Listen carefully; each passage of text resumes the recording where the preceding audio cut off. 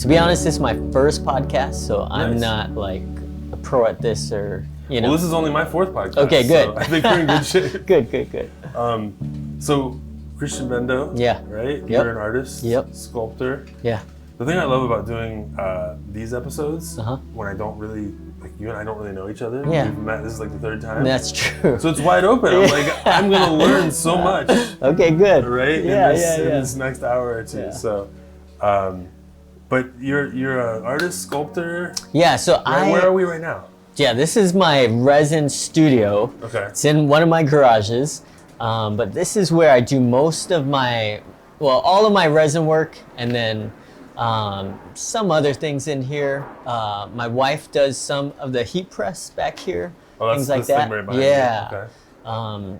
Something we use to make ornaments, to make my prints and things like that. Okay. Yeah. All right. Connie, could you grab one of these things? I'm gonna have him grab something to kind of show off for a second, Okay. because as we're talking, I'm like, people don't really even know what it is that you do. You're talking Okay, about yeah. resin, Yeah. being an artist, sculpting.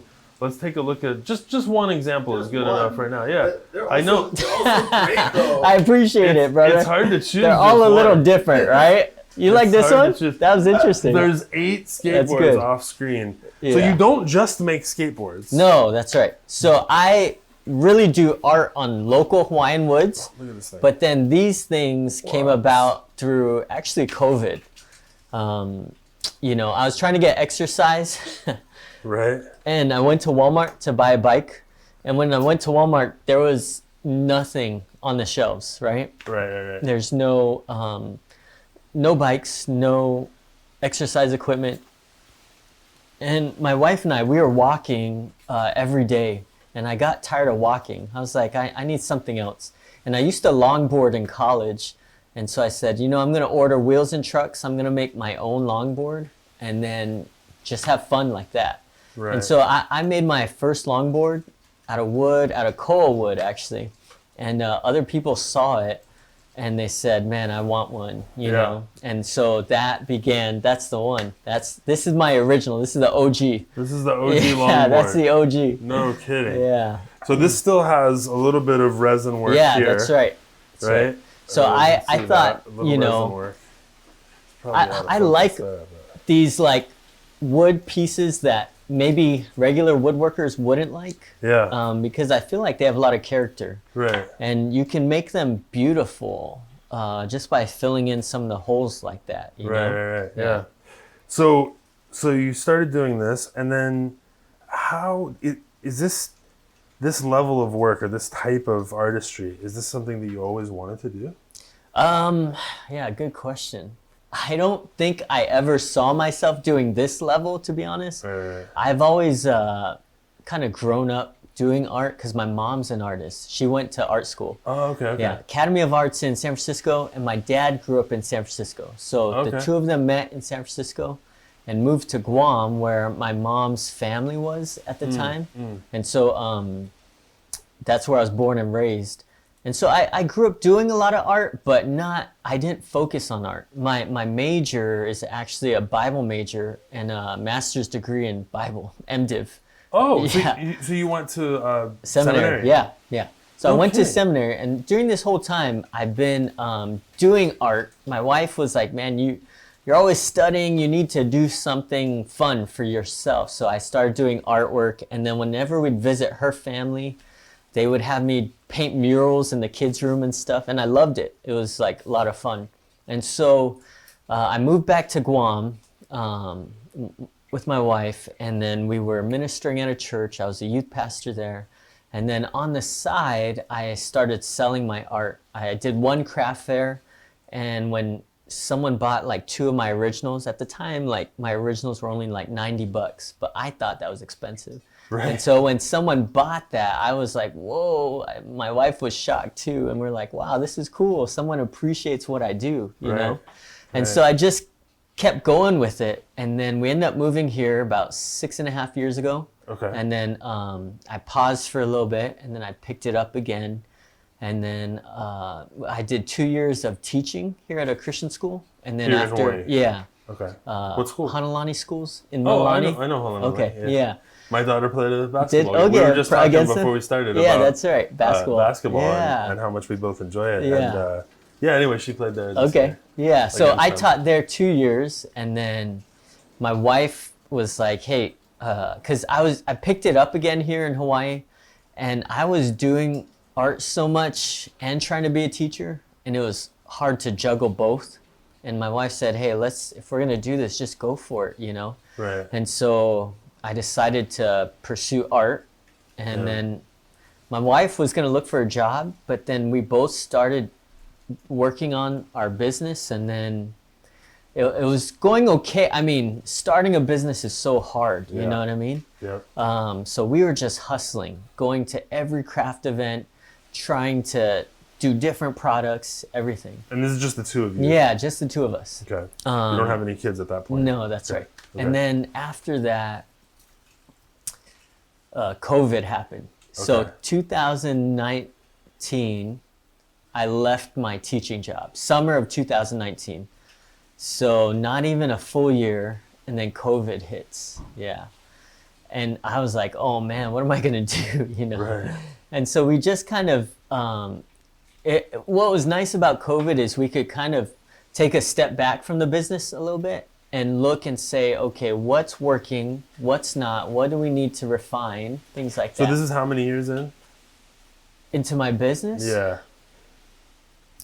So it's hard because you're probably moonlighting a little bit, doing it after hours. Yeah, right. So Yeah. when I was teaching, like I guess I started my business, but it wasn't like really pursuing it heavy. You know what I mean? Right. I do an event, a craft event here and there, but nothing like when I was full time, you know? But when you first, from the time that you really first sold that $90 Yeah. From Guam, that was maybe 3 years in. So you're 3 years in and you kind of evaluate with you and your wife, right? Yeah. So when you sat down and did that 3-year evaluation, what was going well? And what was a challenge? Yeah, good point. I don't, for one, hustling that beginning stage, it gets tiring, you know? So COVID forcing us to do that, step back, was actually a blessing in disguise. And so it helped create this new product, Right. which I didn't know was not in Hawaii at all. So create a niche there. This type of Yeah, board. this longboard with local Hawaiian woods, you know, Right. and resin and art on it. Right. So that was nice to have a new product, but then two, to look back in the year and say, okay, how do we manage our time better and not kill ourselves trying to make this business run? You know what I mean? Right. And so What was the answer there? so that wasn't like immediately answered, right? As COVID like started to die down and things started to open up, so did more opportunities for us. So some of the things that we were killing ourselves for, we could kind of step back and say, hey, this is a better opportunity. Let's pursue this. One instance was Four Seasons. When that hotel reopened, they asked me to do a resin workshop there once a week. And so that was an opportunity that opened up for us that began to give us more stability as a business. So an opportunity like that gives you income. Yeah. More stable income because you can predict it. Yes. Instead of your income only coming whenever you sell a piece of art. Yeah. Coming from when I sell a piece of art or when I go to a show, you know what I mean? Right. And going to a show with my artwork, it's all on wood, so it's heavy. So I'm hauling these every time, you know what I mean? Yeah.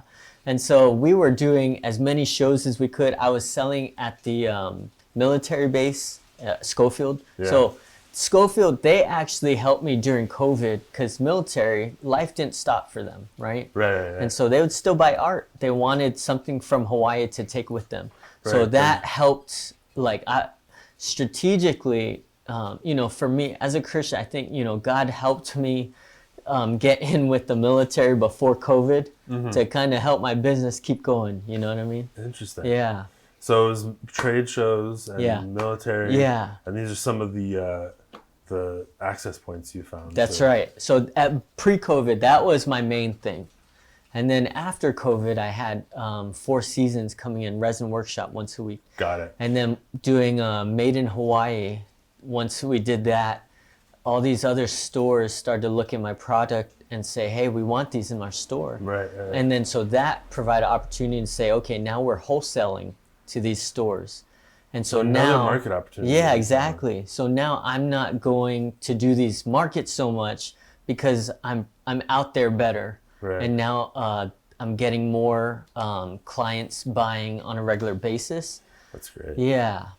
And so this is now your full-time thing. Yeah. And I mean, COVID only, when do you consider the end of COVID? I know. So I don't, 2022-ish? Yeah, I don't, I mean, I think after the year, I would say I would give it a year until things start to open up a little bit. Yeah. You know what I mean? Opportunities start to open up. Yeah. So this is all fairly recent for you. Yeah, I guess you're right. I mean, this is like the last 5 years Yeah, you're that right. you've really been heavy in on this. Yeah. That's incredible. Oh, praise God. Because I feel like I forget, the journey. Well, sometimes we don't even look up. Yeah, 'Cause we're maybe just you're running, right. right? That's a good point. That's a good analogy.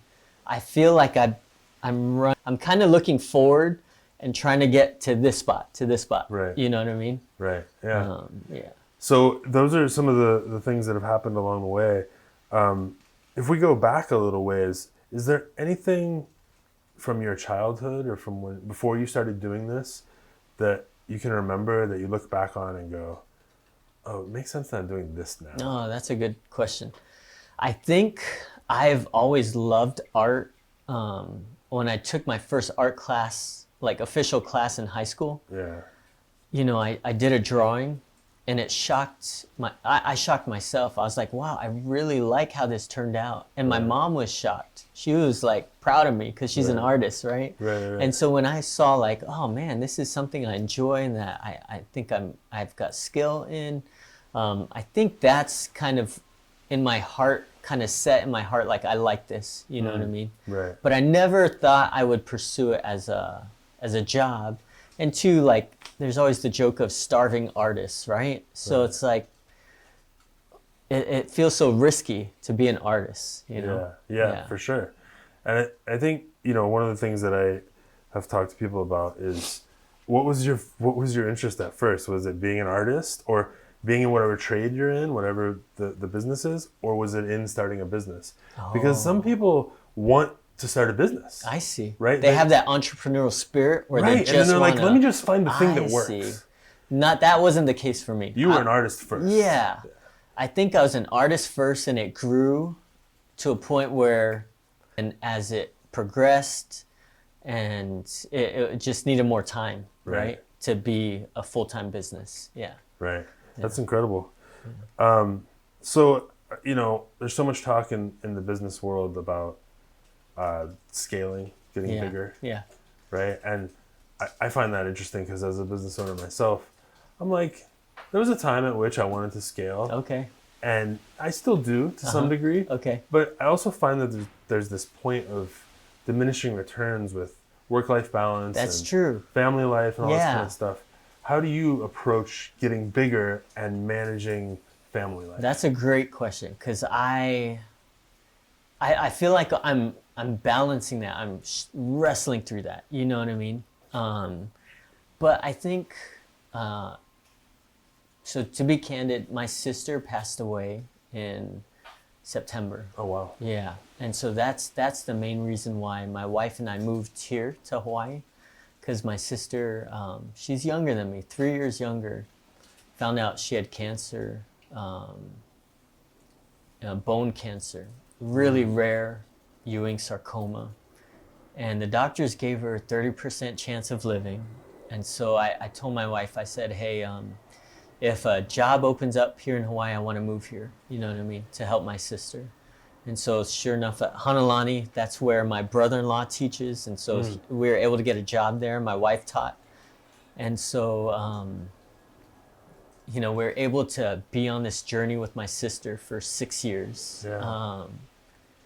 And I think seeing how valuable that is, like time is so short and you're not promised tomorrow, you know? And and so I value time with my family, Sure. with my wife, with our baby, you know. And so scaling is nice and all, but that's not my end goal, to be honest. I want to be rich in other ways. And to be honest, I'm trusting God to provide for my needs. Like for this business, it comes in all sorts of areas. And I don't really have things planned out like, oh, I know for sure this, you know? Yeah. It's as these people approach me and say, hey, I need this, or I want you for this, you know, that I get income. And for me, I feel like God's just been faithful through it all, where my wife and I look back and are like, wow, we were terrible business planners, to be honest. We just work our hardest, try to be honest and fair and good to people, and pray that people continue to want our service, whatever that is, you know what I mean? And you don't beat yourself up about the ways that you feel like you're deficient in business practices or whatever, because you look at it a different way. You have different... Like, what do you mean? Like if I don't make money, a certain amount of money? Yeah, or like you just said, you know, we did a terrible job setting up the business, right? And for me, like, I know, man, I really, when I make mistakes at that level, I really beat myself up about it, you know? But it sounds like you're so comfortable with what is really important to you in life that stuff doesn't bother you as long as you get to the next place. Is that correct? I think that's a fair statement. I don't feel like I'm not pursuing money or a big name or any of that. To be honest, and my wife, we talked about this. I just want to be able to provide for my family to live here in Hawaii, That's the right? goal. Yeah, Hawaii is so expensive. So in my mind, I was just like, oh man, Lord, please provide for our needs to live here, you know, especially during the time when my sister was going through all that. Right. I wanted to be here and help her through all that. And it allowed us to have such a flexible schedule, so that when she was in hospice, I took those 2 weeks and just kind of, I worked on one project and that was it. But the rest of the time I was with my sister, you know, we were driving to Kaneohe every day. And, you know, I feel like that is a blessing to be able to do because of this business, of that freedom, you know? Yeah, that makes a lot of sense. Just trusting and having faith that if you just walk it out. Yeah, that God's going to provide. And part of it too, though, is I do got to be responsible. Like, I have to work hard. I have to do my part in providing a good product or service to people that is quality, right? How else do I expect people to want my service, you know? Right. But so I'm not like, I do trust, but I also do my best. Does that make sense? Yeah. I think there's a balance of both, where it's not all in my hands, because sometimes, you know, I've killed myself early on, I would kill myself for craft fairs, and then the next day I get very little sales. You know, I had no control over that. And I thought, man, I'm bringing the best product. Why aren't people buying this, you know? Right. And I got nothing. And then other days I feel like I barely brought anything, and then all these people buy it. And I'm like, whoa, how did that happen? You know? Right. And so I've learned to not have that on my shoulders. Like, I can't control what people buy and don't buy, you know? Yeah. But I got to be my best, present my best, do my best, and trust God that He's going to provide for our needs. So, yeah. How do you stay organized through all of that? Yeah, you're talking to an artist. You know that? I'm with you. Okay, good. My wife. That's why I'm asking the question. Okay, good. It's good. My wife's a good balance for me. That's true. So even this room, I'm glad you guys decide to do the podcast in here, because, you know, in my head, the chaos it makes sense in my mind. Right. But to others, it's like, what is all this, you know? And so it forces me to be organized, you know. But my wife too, she helps me and says, hey, we need and when you are organized, you're able to streamline your work better, I feel like. And so we actually took a month off to visit family and friends this past December, January. And then since we were gone so long, we kind of came back and said, hey, let's try to like get organized here, you know, start the new year where, hey, we're looking around saying, hey, we didn't need all this stuff. So let's scale and be more efficient with the stuff we have. So there's physical organization, Yeah. right? Then there's like mental organization and That's like true. scheduling organization. Yes, that's true. That's essentially time management, right? Yeah, that's a good point. How do you approach that as an artist? Because you don't have a office to go to. Yeah. Like I run my own business. I make my own schedule, but I at least have an office I go to. Okay. That I can escape from. Yeah. Put myself in that space. You have this garage space. Yeah. But how do you kind of organize your week? To be honest, sometimes it's through deadlines. So knowing I have this project, I will make time to push myself to say, okay, I got to do this. But to be honest, my wife and I will spend, like, we're both home with our baby girl, you know what I mean? And that's what we love to do. And so we just work together. If we're working on a project, I say, okay, I need to get this done. Give me an hour, 2 hours in, you know, whether I'm carving wood or doing resin. Yeah. And then if she needs time to do her work, then I'll watch our baby girl. So we just tag team and then make time. And then we also make time to go to the beach or the pool and spend time together. So last week we did that like maybe 3 times throughout the week. Just make family time, you know what I mean? Yeah. So again, it sounds like it's even your schedule and time management is centered around the thing that you value the Yeah, most. that's a good point. Exactly. You How put old- those values first, yeah. How old is your... So our foster baby is 2 years old, and Okay. she is awesome. She just turned 2 in December. 2 years old? Yeah. Wow. Yeah. But I And- mean, toddler age is so crazy. So with everything else going on over these last 5 or 6 years with you starting the business, you decided to foster... Well, yeah. So that too, we did not decide that. I mean, well, I guess ultimately we did, Yeah. but we weren't looking for it. And that's another thing where I feel like God, you know, brought our little girl along.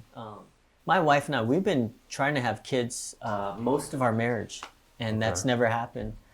So my wife got a positive pregnancy, like a faint one, Yeah. and we thought she was pregnant. And then a week later, showing she wasn't. And that was a big downer for both of us. And so, man, I was so bummed. And so I said, hey, let's get a dog, you know. And I wanted a bulldog, but I mean, it was just I wanted, but not really looking at it. And so we went to go look at a bulldog up in Makakilo, and the bulldog was like $6,000. And I was like, ugh, we don't need a dog, you know what I mean? Right. And then the very next day, we get a call from Guam. A friend of ours, called us and said, hey, this little girl has been medevaced to Hawaii, and she needs a home to go to. She's ready to be out of the hospital, but she can't fly back to Guam. Would you guys take her? And my wife and I were like, it's just been an emotional roller coaster for us. And we were like, oh man, what do we do? And we prayed about it. We talked to our family and friends. And we said, hey, we're going to need a support system. And we told our church about it too. And everyone was on board. And so we said, okay, let's do this. So we told them we could. And then 2 weeks later, we're bringing home this baby girl. And it was supposed to only be a 3-month thing where she would go back to Guam after 3 months. Okay. But, you know, I don't know what happened exactly, but the court system, they didn't have their first court hearing till a year later. And so my wife and I just took care of her. And then the more and more we brought her and found out her condition and things like that, I mean, our hearts just were like, man, we really want to take care of this little girl. She needs a safe home, a home where she could thrive and grow and be loved, you know. And so we've just been praying that we could adopt her. That's our heart. And so we're hoping this year that, you know, she'll be part of our family. But she's already part of our family, no matter what. Like, our hearts are in love, and we love just spending each day with her, you know. Yeah. And so she doesn't have a safe place to go back to there? I would not, I would say no. Okay. I would say a lot of the reason why she ended up here was because of, you know, what happened back there. Oh, Yeah. man. Yeah. And now she's thriving. And the courts see that, and her doctors here are so impressed with her. And we've taken her to over, like that first year, over 50 doctor appointments. And on Guam, she barely went to 1 or 2. It was crazy, Yeah. Wow. Yeah. So who decides about an adoption from it's really U.S. territory to... Yeah, so since it's a U.S. territory, I think it would still play out well. Okay. It wouldn't be like an international thing, you know what I mean? That'd be much more difficult. Yeah. And I'm from Guam, so I feel like it shouldn't be difficult. But we're not sure how it's going to play out. Right now, it's kind of in the court's hands still. Yeah. Lawyers are going to be talking to other lawyers and saying, hey, future plan, this might be best. And then, it's up to the parents too to kind of decide what are they going to do, And so what they decide will affect how the future looks a little bit, How much do we fight, or how much, I don't know. It's still a lot of unknowns. Yeah. Yeah. So she was actually being abused to some degree in Guam. So that's where there's a court case right now to determine that. You know what I mean? I see. So that hasn't been determined, but if you look at documents, police report, it's kind of a no-brainer. Even doctors kind of see that and be like, she was medevaced here at 3.5 months.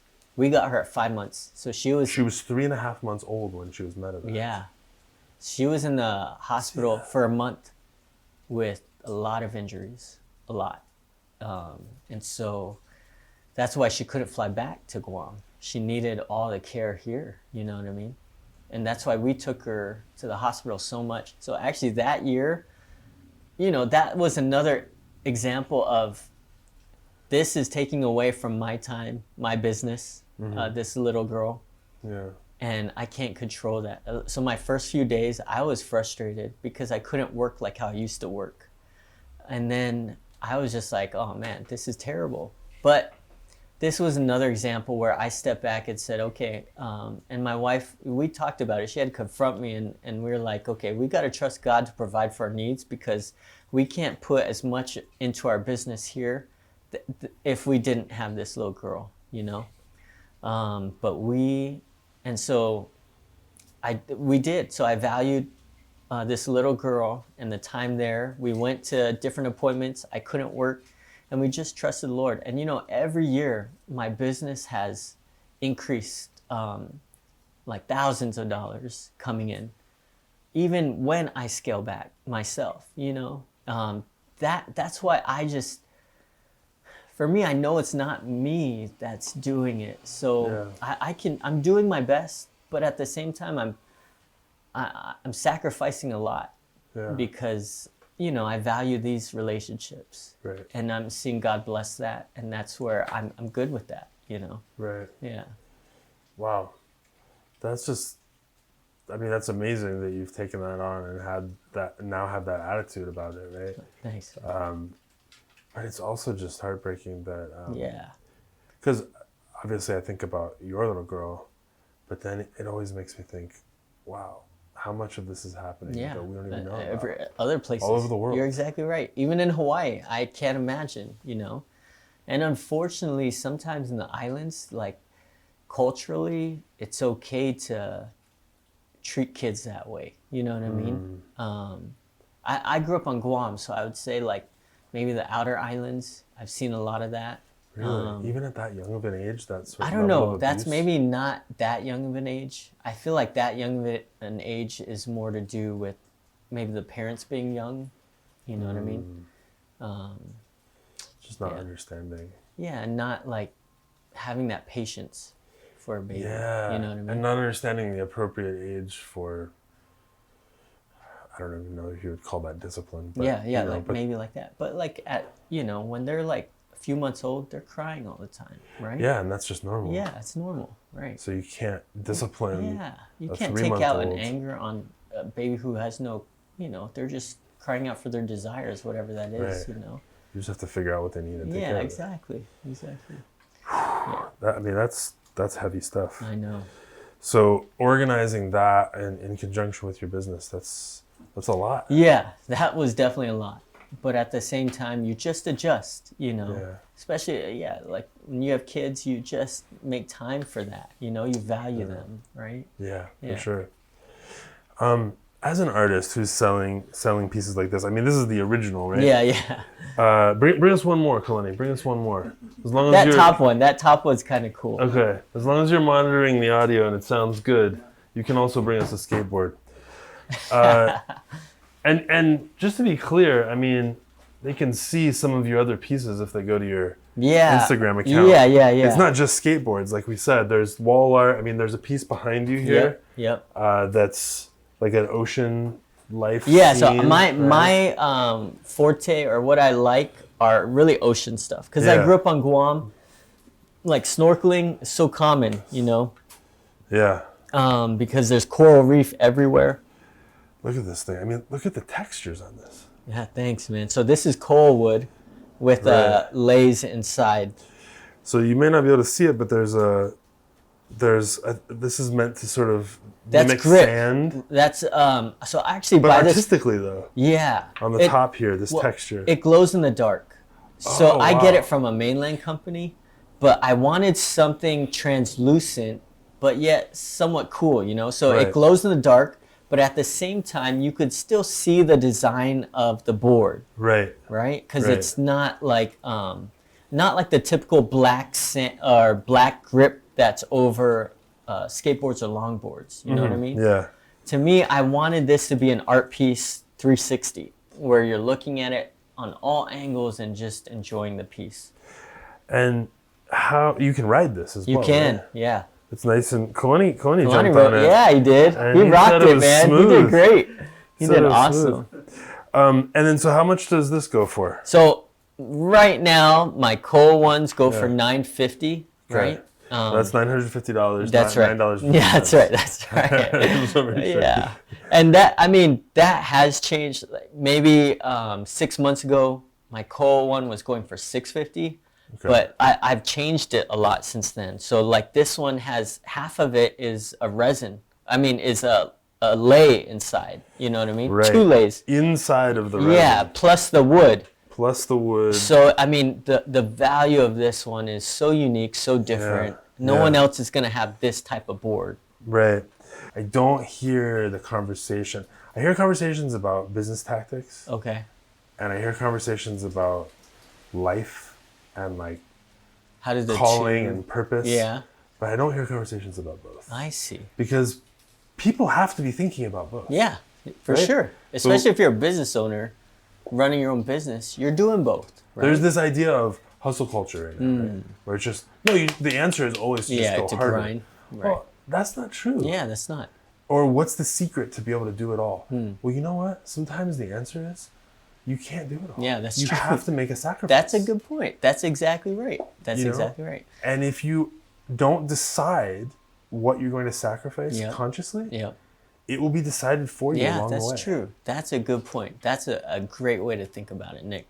Because that's where I don't want to look back and regret that. Like, man, I chose my business and trying to make that extra buck rather than spending time with, when I could have valuable time with them, right? And I think I saw a post like, I don't know, on Facebook or someone where the only one who remembers that you didn't work as hard, it's not your boss, but your family or or you know what I mean, where you went the extra there, they're the ones missing out. Yep. Yeah. And so I get that. That's awesome, man. Yeah, you almost have to like choose your regret.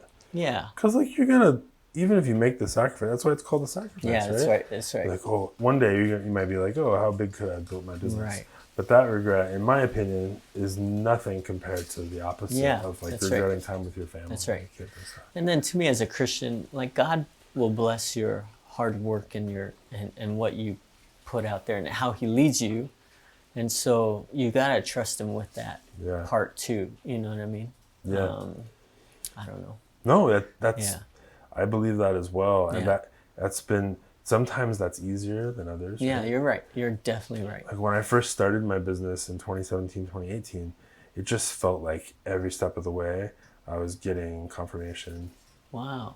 To Like, keep going. yeah, like Yeah. here's this thing, and That's here's this thing, and great, we're gonna man. keep going. Yeah. And then when it gets slow, I like it see. has this Yep. last year, Yep. it's like, well, now what? Yeah. You know, That's a good point. now what Yeah. is this what I'm supposed to be Yep. doing? That's Is this right? Wow. So you have to, yeah. I mean, I've found you have to just kind of push forward. Yeah. And That's good to decide what know, you're supposed to actually, do. Nick. I'm glad you're saying that.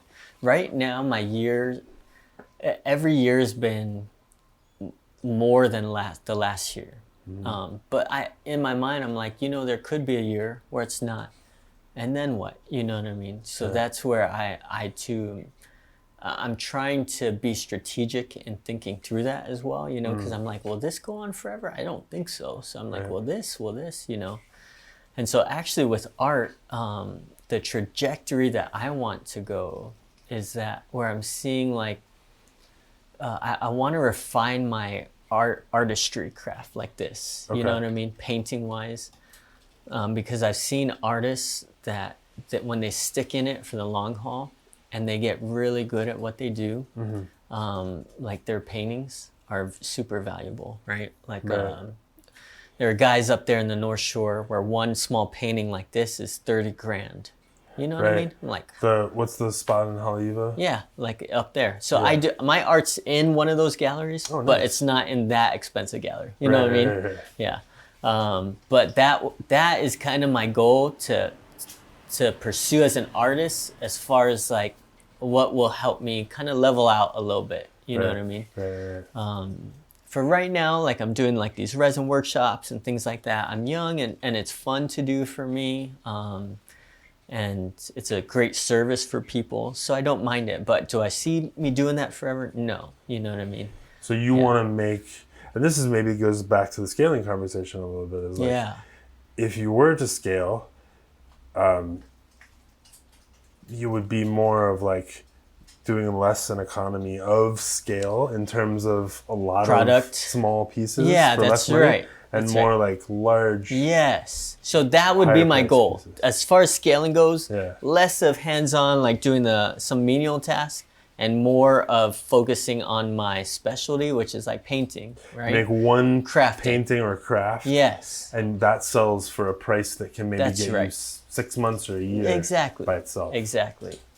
And then two, there's not just galleries here on this island, but the other islands. Right. And then other places that this type of art translates to, like Florida or California, stuff like that. I So- would rather make one expensive video than 100. That's very right. See, that's true. cheap That's videos. true. The hard part is the risk of making that one expensive thing. You don't know, because the more expensive you get, the less buyers you get, right? The less options. It narrows your market. a Yeah, little that's bit. right. Yeah. Exactly. So that's So- where I'm not willing. I can't take that risk right now with my family. You know what I mean? But I'm praying, like, as time goes on, I have less of that risk to be able to do more of this. And then as I do this, and my price is going up steadily, and people are still buying, that I can keep raising it, and then it'll help that other stuff. But right now, making the big piece, it also takes more time. Yes, good point. Good point. That's what you're saying, That's though, right? valid, Because then yeah. if you can't find a buyer, Yeah. then now you're not making or selling anything. Exactly. So now that time is not being paid for, right? Right. And then if it's never paid for, oh man, what did I just do? You know what I mean? Right. Yeah. That's interesting. So that's the risk involved with the art world. Yeah. Yeah. So you have some things in hotels. Yeah. The hotels are now selling on. So that's like hotels, consignment? yeah, consignment. Yeah. Hotels, galleries. The airport buys my my ornaments, my bag tags, these small items, right? But they'll order, and then also these small stores throughout, like Kauai and then Oahu. They'll buy those same things, right? Those small things. So those things I would like to scale in the future, where my wife and I don't have to do that. Yeah. But for now, we're cutting costs by doing it ourselves. Right. But eventually, for sure, us not doing that, but still getting product out there. Yeah. So we were talking a little bit about how to know when to raise prices, Yeah. right? So when you put things on consignment, Yep. first of all, how did that happen? So that's the point. That's good. So as artists, typically when you go to a gallery, you do consignment. Some galleries take more than others, right? Yeah. But typical is 50-50. So then you have to sit back as an artist and say, what am I willing to get for my hard work? 50% of what I did, what is satisfactory for me? Because you're getting more exposure. Yeah. There's more availability for people. Right. And I'm not the one putting it out there selling. Right. That's what they're you doing. don't have to use your hours That's on right. that. So I already did the work. So what do I feel comfortable getting for my work? Right. While not being unfair Right. to the buyer or, Yeah. so it's a win-win. That's what Yeah. you want, right? Yeah. And so that's really how I do my pricing is where I look at my time involved in this art piece and the expertise that it took Yeah. and say, okay, this is worth this. And I also look around at the other arts and what it's going for and how mine measures up, Right. Right. And so I feel like, hey, this is better than this, or this is not as good as this, so I can't place it above this, but I can definitely place it above this price, Right. And then you set it for that price. If it never sells, then yeah, your price is too high, right? But if you're selling too fast, your price is too low. Well, how did you get on consignment? Because I think for a lot of people, a lot of artists, the hardest thing to do is to sell the thing yourself. Yeah. And then leave yourself vulnerable to the rejection. Yeah. So it becomes much harder to raise your price if you're asking somebody in front of you. Yeah. Right? But if you just put it in a store on consignment and then you hear, oh, nobody's buying, Yeah. well, it's not as hard, I feel like. Maybe, but at the same time, when things do sell, it's Yeah. confirmation. Wow, you did a good job. Yeah. Your price was fair, and you got to keep going. You know what I mean? How did you get invited to do that? Can you grab one of those? Are those dry enough Yeah. to grab? These are not. Those are not on These are consignment. just ornaments. You know what I Okay. mean? But you said those were in... You want like, these it are in like stores. That sell Right. different things. Like I think like you're Yeah. focused there. yeah, Yeah, so these are just little things. yeah. That sell, like what do these go for? These are 15 for these 15 ornaments. bucks. Yeah, So this is an example though, when you put it in the store, yeah. you had to make that decision. Yeah, that's true. So I look at my costs and I break down how much does it cost for one, right? Right. And then looking at the costs, I say, okay, so if they're gonna take 50%, what's a fair amount to say my work and value of this is worth it? You know what I mean? Right. And then looking around how much are ornaments going for? You know what I mean? Right. And that's where you compare prices, and then you look at yours and say, hey, is mine different? Is it up to par with this value? And what was your answer there when you looked at it? So that's where I feel like 15 is fair for, and part of it too is when I actually go out and do craft fairs and markets, you can see the customer interaction with them, right? Right. And so if they're like, whoa, what? Then you're like, oh man, I priced that too high. So that's a good test place Exactly. for you. Yeah. Before you put it out That's away right. from That's people right. who aren't in front of you. That's right. So when I'm out there selling it, I see how people respond. And I know this sells at this price point. This is Right. good, right? So if it doesn't sell at that market, next market, we got to adjust prices here because we didn't sell this. You know what I mean? Right. Yeah. Right. Interesting. Yeah. And so you don't have to spend the hours out there selling when you put them on consignment. And like you have But you take a cut. That's the negative. you take the cut, Yeah. right? So, and then the boards, the skateboards. Yeah. Consignment too, because they are an expensive item, Yeah. But the small things are not consignment. That's Right. where stores buy them right out. You know what I Right. mean? So how do you, when you're producing this stuff, it feels like the skateboards and obviously a lot of the artwork that you're doing, like so custom. I mean, Yeah. every piece is being built by hand, Yeah, painted, the that's resin right. built, all this stuff. That's right. But when it comes to things like ornaments, is there a way for you to make them, because you don't, Well- they're not one of a kind, right? Well, some of them are. So you see this one? yeah. You see that white there? Yeah. The I ocean. added that, right? Foam, and yeah. then I did I did the heat gun to make it. And so this one doesn't look exactly like the next one. Right. Does that make sense? I see. So if we put, Kalani, if we put these side by side here, you can just rack. So no two are exactly the same. I mean, I would be hard pressed to Because you're find building two each exactly one the of them same. by hand. Yeah. Yeah. And that whole resin part, the wave action, that is not something you can mimic. You know what I mean? Yeah. And then this one too is a bestseller, and that has Cool. sand. Oh, it's got a texture on it. Yeah, and then you see the wave, that whole wave pattern. Yeah. That's not like, you can't replicate that. If I Right. tried to do that same exact look, it's impossible. Right. So they are really one of a kind. Yeah, so in This some is- ways, resin makes things one of a kind. Yeah. And resin is this plastic. Yeah, it's like this, Material. yeah. Yeah. It's this liquid material turned plastic, essentially, yeah. Interesting. You rack back to that.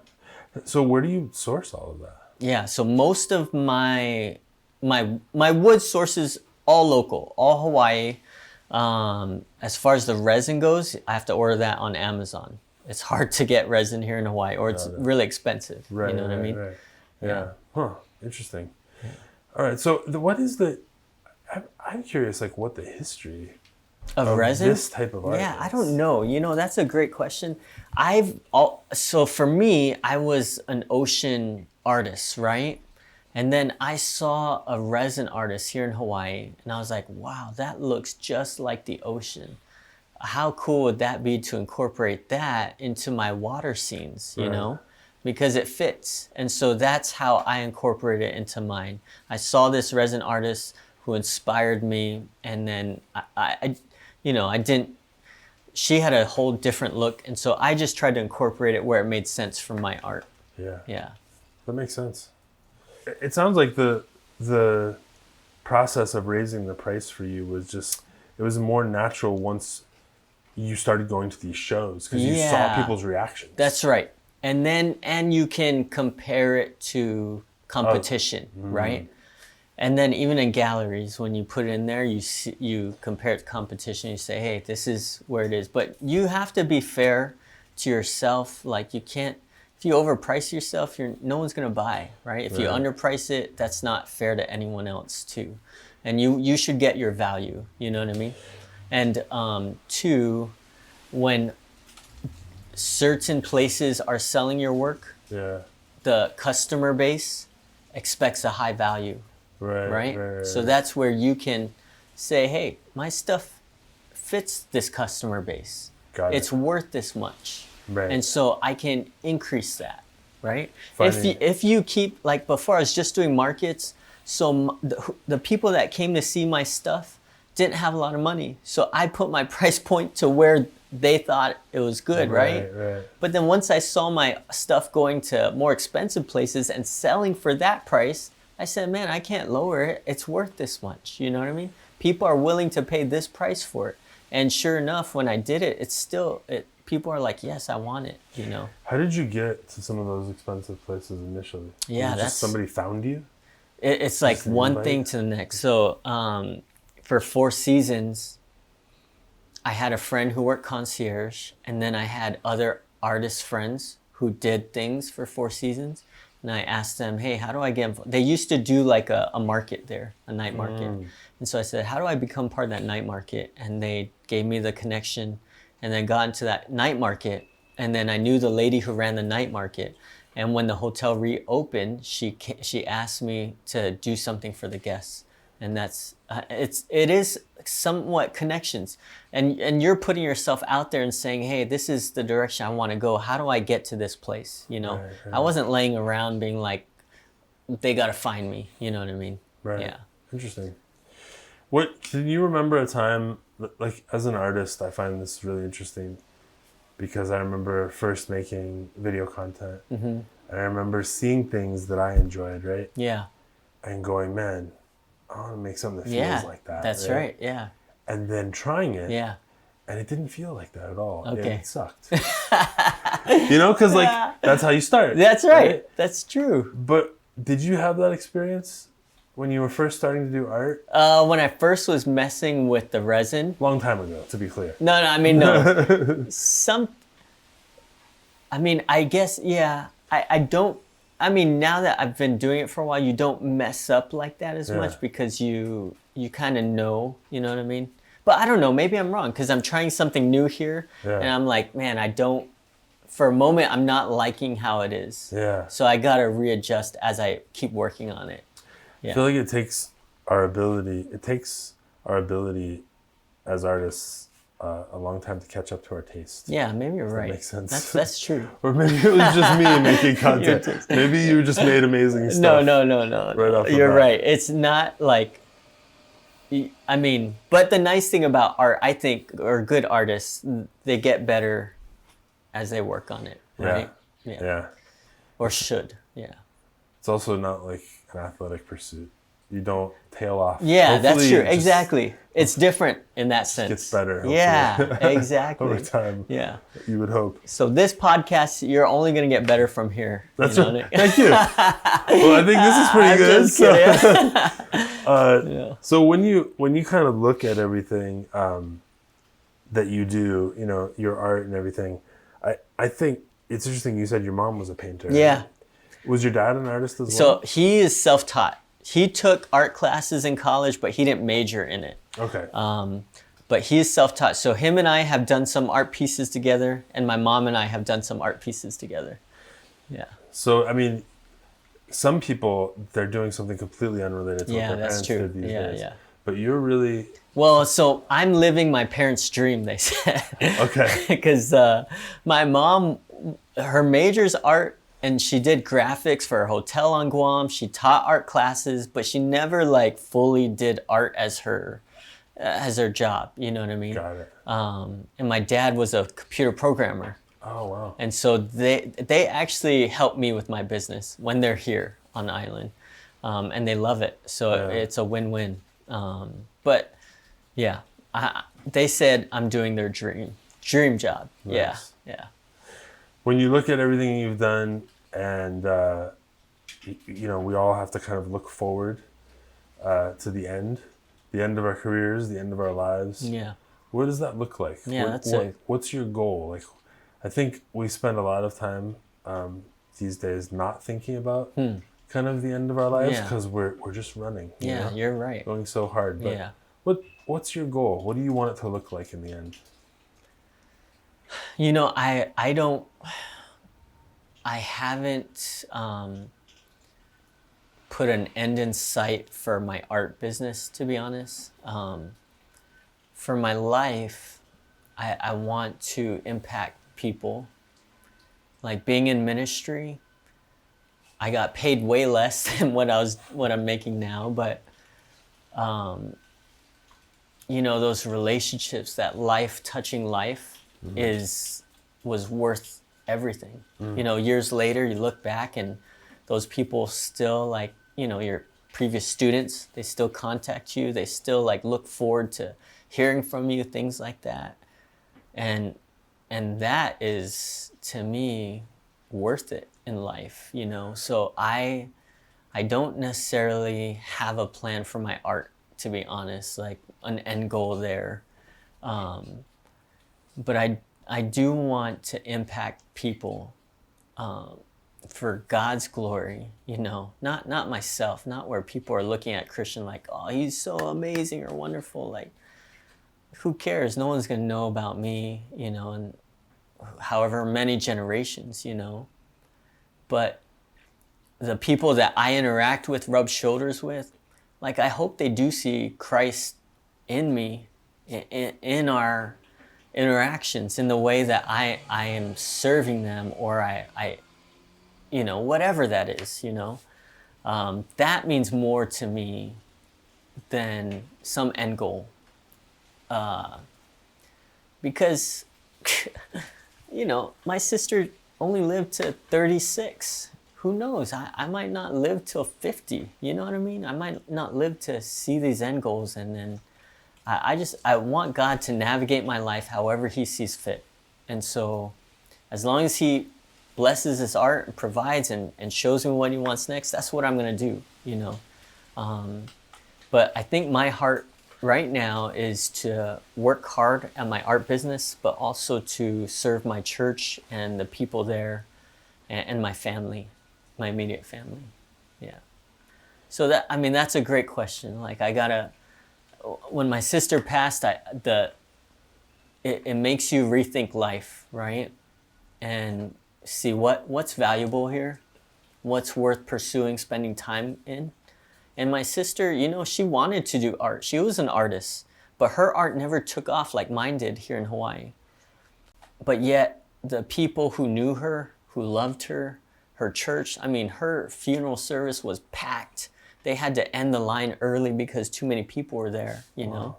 And but my sister was so like simple, but she loved people, and it made such a difference for those who knew her, And to me, that matters way more than my art business. But yeah. Sounds like that changed a lot Yeah, for you too. Definitely. In these last 4 months. Yeah. And her whole journey. You're looking at life and cancer, knowing that the end is near, but you don't know exactly when. But every day is a gift, right? Yeah. Yeah. Nice. Thanks for sitting down. Thank you, man. I appreciate it. Hey, nice to meet you, Nick. Good to meet you I didn't know too. you were a Christian either, so I'm thankful. Because I was going to warn you.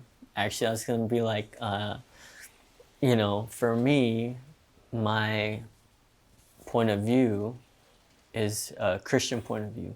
And I was, I didn't know if you would change your mind and be like, okay, let's not do this type thing, But I was open to that, like, of you, like, not being okay with that. But we never got to, like, talk about that. But yeah. I think it's better for it all to be a surprise. Okay, good. My goal is to talk with people of all beliefs and faiths. Yeah. And See just their try to figure out where everybody's coming from. Okay, cool. Because I know where I'm coming from. Yeah. Right? Yeah. So, I want to see where everybody else is coming from. Because I feel like we all kind of value the same things at the end of the day. Uh-huh. There are differences when it comes to faith and stuff like that. But I feel like we all kind of want some of that. Yeah, we all want some of that yeah, faith. I do and think. we call it different things. Yeah. There's different terminology for it, but we all want that. Yeah. It's one way or another. Yeah. So, awesome. Good stuff, Nick. Thanks, man. Thank you. Thank you, guys. Yeah.